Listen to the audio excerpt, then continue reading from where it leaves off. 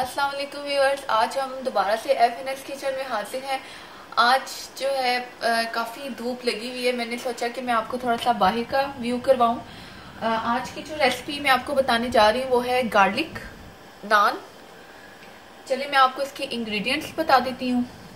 ये मेरे पास 6 कप्स जो है वो प्लेन फ्लोर, 1 कप मेरे पास नीम गर्म पानी है जिसमें मैं 1 तकरीबन टेबल स्पून शुगर ऐड कर रही हूँ। इसको मैं डिसॉल्व करूँगी। अब मेरे पास 1 टेबल स्पून जो है वो ईस्ट है, ये मैं इसमें डालूंगी। इन दोनों को मैं अच्छी तरह से डिसॉल्व करूंगी। जितनी देर हमारी ईस्ट डिसॉल्व होती है मैं आपको थोड़ा सा डो की तैयारी बता देती हूँ।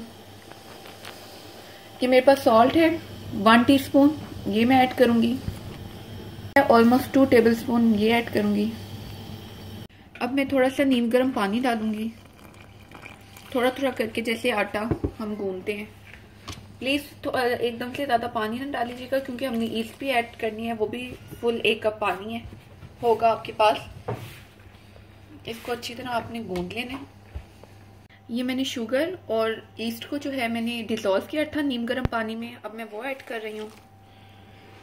अब इसको ऐड करके मैं इसको अच्छी तरह से, ये देखिए मैंने इसको आधा तकरीबन गूंद लिया है। मैं इसको 10 मिनट के लिए जो है वो रखूंगी।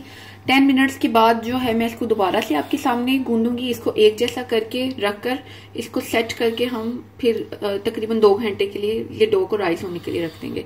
फिर मैं इसको आपके सामने इसकी बाकी की तैयारी बताऊंगी। जी तो व्यूअर्स, मैंने आपको बताया था कि मैं इसको 10 मिनट्स के लिए रख रही हूँ। 10 मिनट्स के बाद मैंने इसको देखा और थोड़ा सा मैंने इसको गूंद कर दोबारा से रख दिया। ये तकरीबन 4 घंटे के बाद मैंने इसको दोबारा से देखा है, ये फुल जो है वो राइस हो गया है। अब मैं आपके सामने इसकी जो है वो नान बनाती हूँ। जी व्यूअर्स, मैंने इसका पेड़ा बनाया है छोटा सा।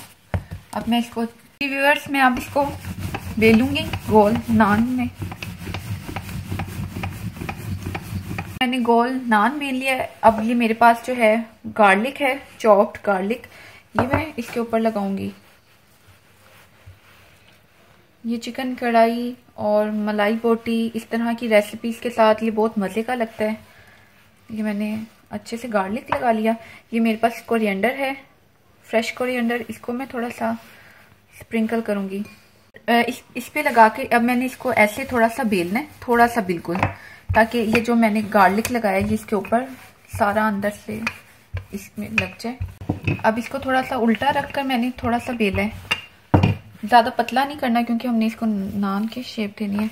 ऐसे बनाकर अब इसको मैंने तवे पे डाल देती हूँ। ये फोक से इसके थोड़े से मार्क बनाऊंगी।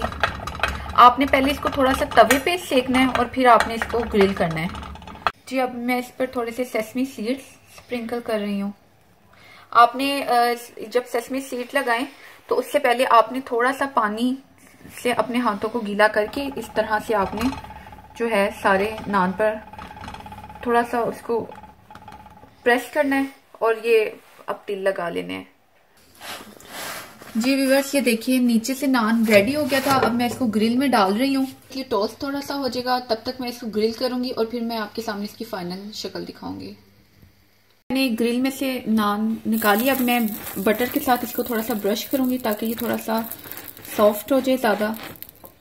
ये देखिए कितना खूबसूरत सा हमारा गार्लिक नान जो है वो रेडी है। जी व्यूअर्स, ये देखिए हमारे मज़ेदार से ग्रिल जो है हमने नान बनाए हैं, गार्लिक नान, और मुझे उम्मीद है आपको ज़रूर पसंद आएंगे। ये जो मैंने इसके साथ जो ग्रेवी सर्व की है इसकी रेसिपी मैं इंशाल्लाह ताला आपको अगली दफ़ा में बताऊंगी। आप इसको ज़रूर ट्राई कीजिएगा, मुझे बताइएगा आपको हमारी आज की ये गार्लिक नान की रेसिपी कैसी लगी। अब हम आपके साथ अगली रेसिपी के साथ हाजिर होंगे, तब तक के लिए खुदा हाफिज़।